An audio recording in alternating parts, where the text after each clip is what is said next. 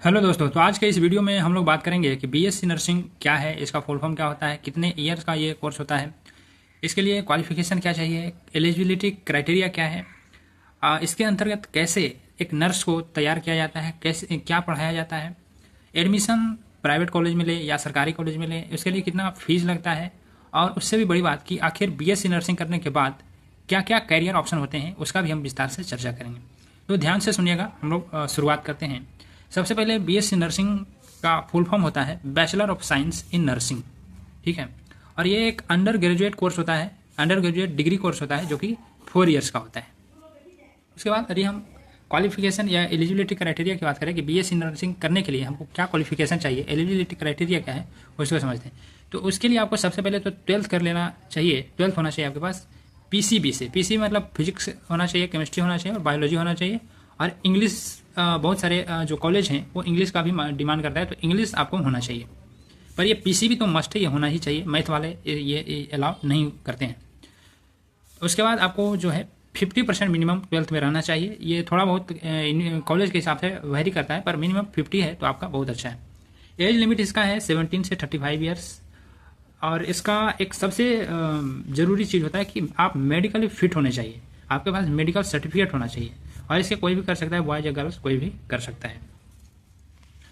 अब हम लोग समझते हैं कि आखिर बीएससी नर्सिंग में क्या पढ़ाया जाता है कि एक अच्छा नर्स बन सके और वो अच्छे से पेशेंट को ट्रीट कर सके।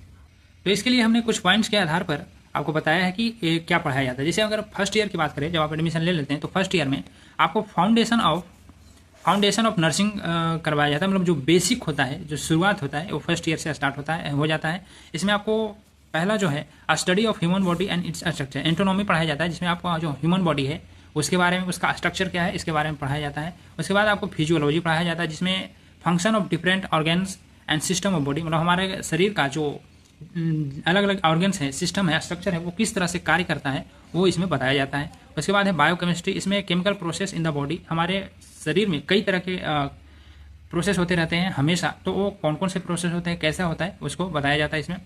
नर्सिंग फाउंडेशन, मतलब इसमें बेसिक नर्सिंग केयर के बारे में बताया जाता है कि एक पेशेंट को किस तरह से केयर करना चाहिए, ये हो गया।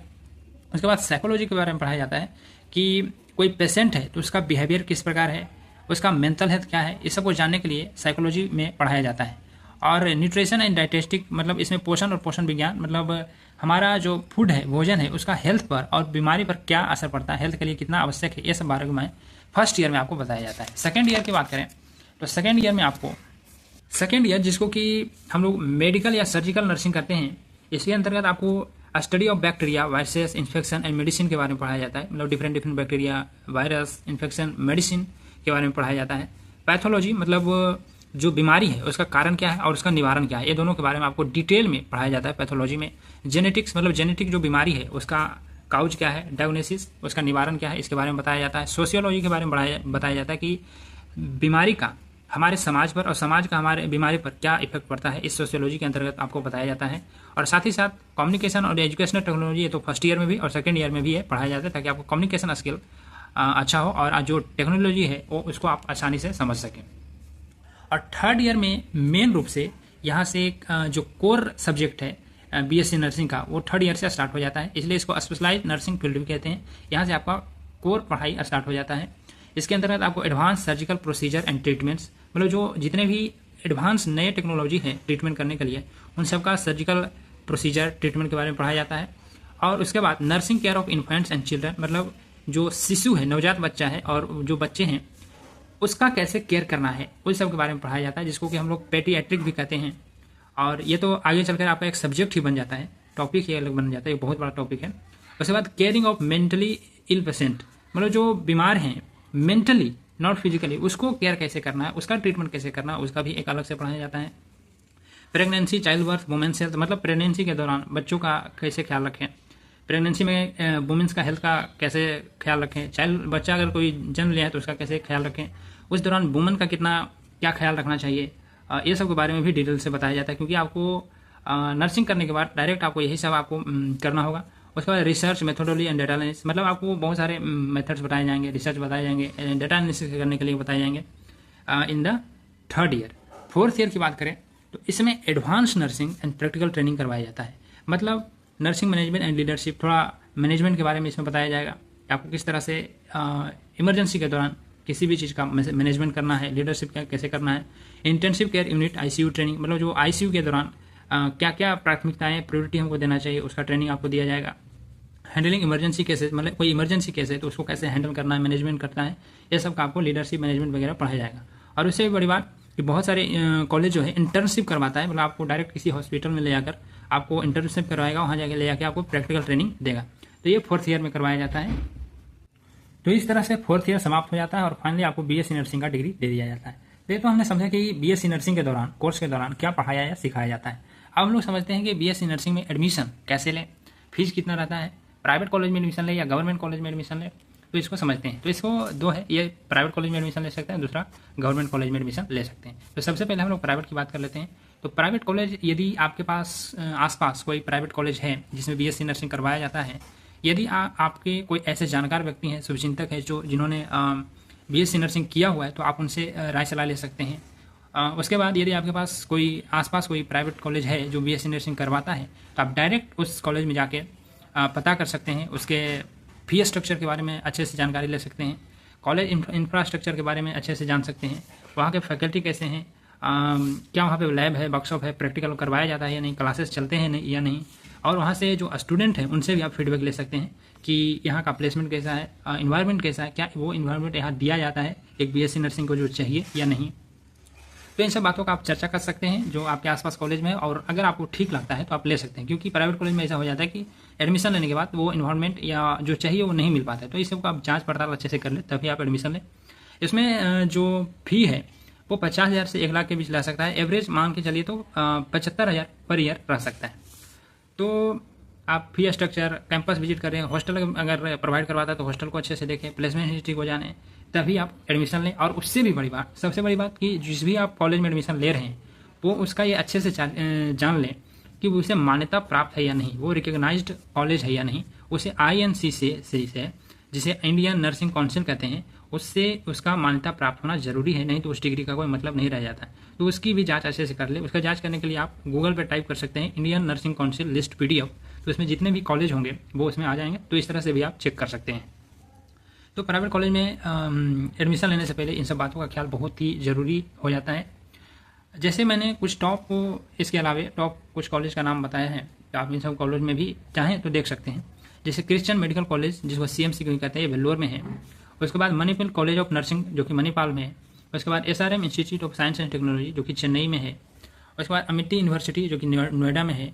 लवली प्रोफेशनल यूनिवर्सिटी जो LPU जिसे कहते हैं, जो कि पंजाब में है। संत जॉन्स मेडिकल कॉलेज जो कि बेंगलुरु में है। उसके बाद DY पाटिल यूनिवर्सिटी जो कि मुंबई में है। और इन सभी कॉलेज का हमने वेबसाइट मेंशन किया है।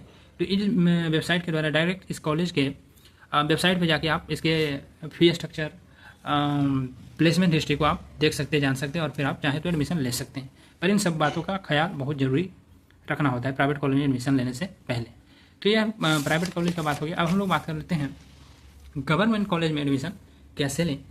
तो इसके लिए तो क्वालिफिकेशन क्राइटेरिया, जैसा कि मैंने पहले भी बताया कि आपका जो 12th है वो PCB से होना चाहिए, फिजिक्स केमिस्ट्री मैथ्स बायोलॉजी से, मैथ वाले अलाउड नहीं होते हैं बायोलॉजी से, और प्लस आपका इंग्लिश होना चाहिए गवर्नमेंट में एडमिशन लेने के लिए।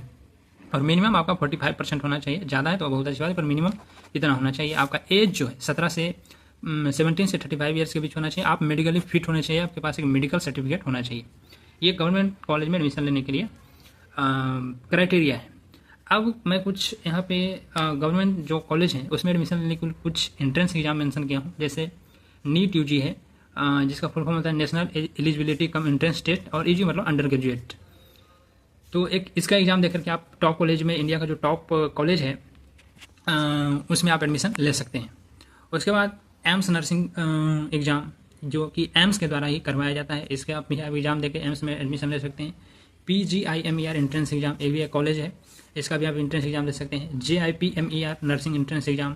उसके बाद है CMC Vellore nursing entrance exam.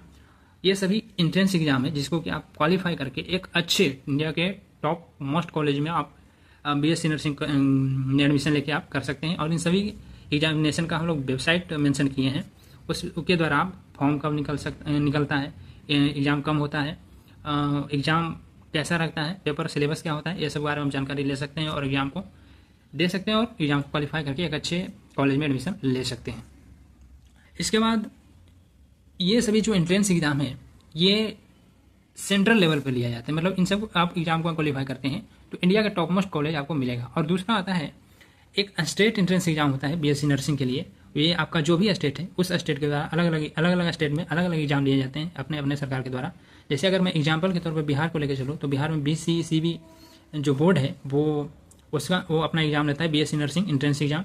इसके आप वेबसाइट पे जाके आप पता कर सकते हैं कि उसका एग्जाम कब होता है, फॉर्म कब निकलता है, सिलेबस क्या रहता है, क्वेश्चन पैटर्न क्या रहता है, ये सब को आप समझ सकते हैं, जो कि स्टेट लेवल पर लिया जाता है। और इसके द्वारा आपका स्टेट में जो भी बीएससी नर्सिंग का कॉलेज है उसमें आपको एडमिशन मिलेगा। ठीक है, तो एग्ज़ाम दे देंगे, उसके बाद जो मेरिट लिस्ट निकलेगा उस हिसाब से आपको स्टेट जो गवर्नमेंट कॉलेज है उसमें आपका एडमिशन होगा। तो अभी हमने देखा कि प्राइवेट या गवर्नमेंट कॉलेज में एडमिशन कैसे ले, उसका प्रोसेस क्या है, फीस कितना लगता है। प्राइवेट कॉलेज में एडमिशन लेने के लिए किन किन बातों का ध्यान रखिए, सब बातों को हम लोग जाना। अब सबसे महत्वपूर्ण बात आता है कि जब हमने बीएससी नर्सिंग कर लिया तो अब हम क्या करें, हमारे पास कैरियर ऑप्शन क्या है, क्या करना चाहिए।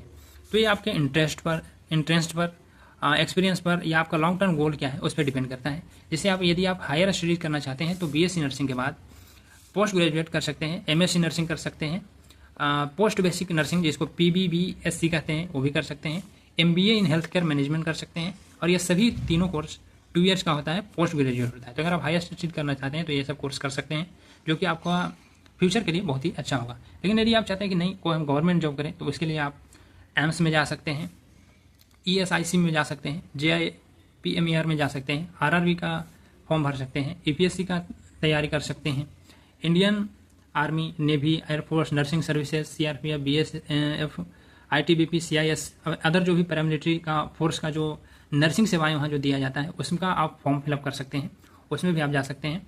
और स्टेट PSC मतलब अलग अलग स्टेट के द्वारा एग्जाम जो करवाया जाता है उसमें आप नर्सिंग ऑफिसर, ट्यूटर, लेक्चरर के तौर पर भी आप जा सकते हैं। और इन सभी जो जॉब है मैं सबका वेबसाइट मेंशन किया हूँ, उसके आप जाके उसके बारे में जान सकते हैं कि उस जॉब के लिए कब फॉर्म निकलता है, कब भरना चाहिए। तो ये सब आप जान सकते हैं इन सभी जॉब के बारे में। और इसमें जो सैलरी आपका रहने वाला है 60,000 से 1 लाख के बीच रहेगा। और ये 7th पे के अनुसार रहेगा। अभी जो लागू होने वाला है 8 पे उसमें और अभी सैलरी बढ़ने वाला है। तो इस तरह से हमने बात किया कि गवर्नमेंट जॉब आप कर सकते हैं, उसमें स्टाफ नर्स के तौर पर, नर्सिंग ऑफिसर के तौर पे, ESIC में भी आप स्टाफ नर्स, नर्सिंग ऑफिसर में भी, इन सभी में से आप किसी में भी, RRB में, APSC में, या ये जो पैरामिलिट्री फोर्सेज हैं इसमें भी आप स्टाफ नर्स या नर्सिंग ऑफिसर के तौर पर आप जॉब अप्लाई कर सकते हैं। और सभी का वेबसाइट दिया गया है, आप वेबसाइट पर जाके इसका फॉर्म फिलअप कर सकते हैं। अब ये दूसरा हुआ पहला हुआ हायर स्टडीज, दूसरा हुआ गवर्नमेंट जॉब। और तीसरा हम लोग समझते हैं यदि हम लोग प्राइवेट जॉब करना चाहते हैं तो प्राइवेट में आप जो भी आपके आसपास हॉस्पिटल है, क्लिनिक है, नर्सिंग होम्स हैं, वहाँ पे स्टाफ नर्स के तौर पे, ICU के तौर पे, OT नर्स के तौर पे आप जॉब अप्लाई कर सकते हैं। इसके अलावा जो नर्सिंग टीचर हैं, नर्सिंग टीचर आप बन सकते हैं। जो भी प्राइवेट नर्सिंग कॉलेज है या ट्रेनिंग इंस्टीट्यूट है आप वहाँ पर भी आप नर्सिंग टीचर बन सकते हैं।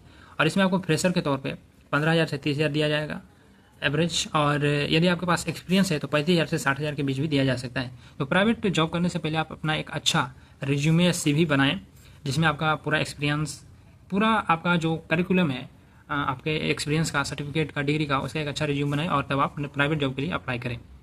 और इसके लिए कुछ वेबसाइट है जैसे naukri.com, indian.com, LinkedIn, sign.com में भी आप इसके लिए चेकअप कर सकते हैं, वहाँ एक अच्छा अपना प्रोफाइल बना के। उसके अलावा आप चाहें 5वां में तो आप होम केयर सर्विस स्टार्ट कर सकते हैं, नर्सिंग कोचिंग सेंटर खोल सकते हैं जहाँ आप GNM, ANM, BSc के स्टूडेंट को आप पढ़ा सकते हैं। आप चाहें तो एक क्लिनिक भी खोल सकते हैं। तो इस तरह से हमने कई पॉइंट पे बात किया कि आप BSc नर्सिंग करने के बाद क्या क्या कर सकते हैं। इसके अलावा भी यदि आपको इसमें कुछ और जानना चाहते हैं BSc नर्सिंग से रिलेटेड या कुछ छूट गया हो तो आप नीचे कमेंट करके बता सकते हैं, हम उसका जवाब जरूर देंगे। धन्यवाद।